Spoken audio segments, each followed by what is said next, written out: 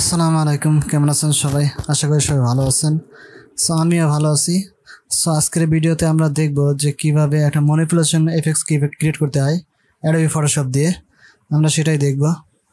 So প্রথমেই আমরা যেটা করব, আমাদের ফটোশপটা ওপেন করে নিব। এই যে আমরা একটা ইফেক্টস অলরেডি ক্রিয়েট করে রাখছি, এই ইফেক্টসটাই কিভাবে ক্রিয়েট করতে হয় সেটাই দেখব। সো ভিডিওতে যাওয়ার আগে একটা কথা বলে নিই, সেটা হলো যে আমার চ্যানেল যদি নতুন হয়ে থাকেন তাহলে অবশ্যই কিন্তু সাবস্ক্রাইব করবেন এবং বেল আইকনে ক্লিক দিয়ে রাখবেন, যাতে করে নতুন ভিডিও আপলোড করার সাথে সাথেই আপনার কাছে পৌঁছে যায়। সো আমরা সেই যা কিছু আছে আমরা এখান থেকে সব কিছু ডিলিট করে দিলাম। এই যে আমরা এখান থেকে ডিলিট করে দিলাম। ডিলিট করে দেওয়ার পরে আমরা প্রথমে যেটা করবো, একটা নিউ প্রজেক্ট নিব। যে কোনো মাপের একটা নিউ প্রজেক্ট নিলাম। আমি এরকম একটা প্রজেক্ট নিলাম। আমাদের যে নিউ ফাইল আছে সেটা নিলাম। এখান থেকে নেওয়ার পরে আমরা এখান থেকে ফাইলে যাব। ফাইল থেকে আমরা এখান থেকে একটা প্লেস করে নিব একটা পিকচার, যে কোনো পিকচার। এটা কিন্তু পিকচার হোক আর যেটা সব কিছুর উপরেই কিন্তু এটা করা যাবে। আমরা একটু বড় করে নিচ্ছি, হালকা একটু বড় করে নিলাম। এই যে একটু বড় করে নিলাম হালকা করে। বড় করে নেওয়ার পরে আমরা এখান থেকে যদি সিলেকশনে করে মুভ টুলে ক্লিক করে আমার এরকম আসলো। আসার পরে আমরা যদি এইটা কাজ করতে চাই, ঠিক আছে, এটা কিন্তু আমরা সরানো সব কিছু করতে পারবো। আমরা নিউ লেয়ারের উপরে নিছি, এই জন্য আমরা করতে পারবো এটা। সো আমার যে ইমেজটা আছে, যে পিকচারটা এখানে নিছি, সেই পিকচারের উপরে আমরা একটা টাইপ করে এবং মাঝখান দিয়ে সেটা কাটা হয়ে আমাদের ওইখানে চলে যাবে, ঠিক আছে। সো আমরা এরকম ইফেক্ট ক্রিয়েট করব। সো এখানে যেটা করব, আমি প্রথমে এই আমাদের যে টাইপ টুল আছে সেই টাইপ টুলে ক্লিক করব। ক্লিক করার পর আমরা এখান থেকে যে কোনো জিনিস আমরা এখান থেকে লিখব। আমি একটা জিনিস লিখলাম, আমি এরকম একটা জিনিস লিখলাম। লেখার পর আমরা যদি মুভ টুলে ক্লিক করি, এখান থেকে আমরা ছোট বড় করতে পারবো। কন্ট্রোল টি দিলেও কিন্তু আমার এটা ছোট বড় হবে। আমরা এখানে এইভাবে রাখলাম। রাখার পর আমরা এটা যেটা আছে এটা কিন্তু আমাদের অবস্থায় আছে, পাত অবস্থায় আছে। আমরা এটা শেপে করব। তো শেপ করার জন্য আমরা লেয়ারের এখানে যাব। এই যে টেক্সট লেয়ার আছে, সেই টেক্সট লেয়ারের উপরে আমরা রাইট ক্লিক করব। করার পরে আমাদের এখানে লেখা আছে যে কনভার্ট টু শেপ, ঠিক আছে। আমরা এখানে এটা কিন্তু অনেকভাবে করা যায়। আমাদের যেটা এখানে আছে ওগুলো দিয়েও কিন্তু এটা করা যায়। সো আমরা এই যে রোটেশন টাইপ দিয়ে এটাও দিয়েও করতে পারি। সো আমরা শেপ দিয়ে করবো। আমরা শেপের এখানে ক্লিক করবো, কনভার্ট টু শেপ।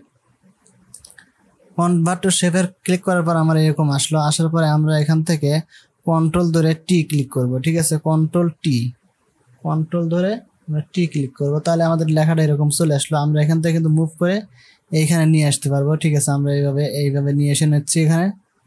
এইভাবে রাখলাম। রাখার পরে আমরা এখানে যদি আমরা রাইট ক্লিক করার পর আমরা যে ওয়ার্ড যেটা আছে, এইটা আমরা করে দিব। করে দেওয়ার পরে আমার এখানে কিন্তু কিছু চলে আসছে।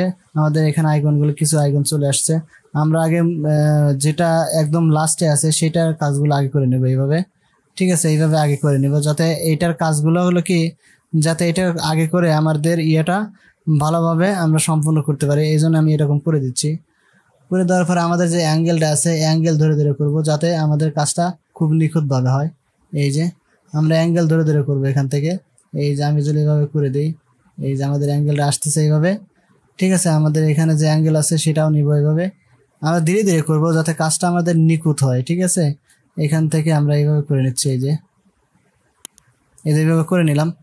এখন কিন্তু আমার অলরেডি পুরো সেট আপ হয়ে গেছে। আমরা একটু কম বেশি হয়েছে, আমরা যদি এখান থেকে একটু দেখি এইভাবে আমাদের একটু বেশি হয়ে যাচ্ছে। আমরা এইটা একটু হালকা চাপিয়ে দিলাম, এইখানে একটু বাড়িয়ে দিলাম, এইটা একটু বাড়িয়ে দিলাম এইভাবে, ঠিক আছে। এই বাড়িয়ে দিলাম। এখান থেকে আমার একটু কম হয়েছে, এটা আমি একটু বাড়িয়ে দেবো হালকা। এই যে আমার কিন্তু এটা কিন্তু একদমই সেট আপ হয়ে গেছে, ঠিক আছে। এর সাথে আমরা যদি একটু করি, দেখি আমার একবারে ঠিক মতো হয়েছে কিনা আমি এখান থেকে দেখবো। আমরা এখান থেকে ঠিক মতোই হয়ে গেছে, ঠিক আছে। যতটুকু পরিমাণ আছে আমি ততটুকু পরিমাণ এর উপরে নিব, ঠিক আছে। নেওয়ার পরে আমরা এখান থেকে যে টেক্সট লেয়ার আছে সেই টেক্সট লেয়ারটা আমরা এখান থেকে আউট করে দিব, ঠিক আছে। আমাদের যে লক আছে, আমাদের যে আইকন আছে, চোখের যে আছে, যে আইকন আছে, সেই আইকনটা আমরা এখান থেকে উঠাই দিব। উঠাই দিলে আমাদের এটা চলে যাবে।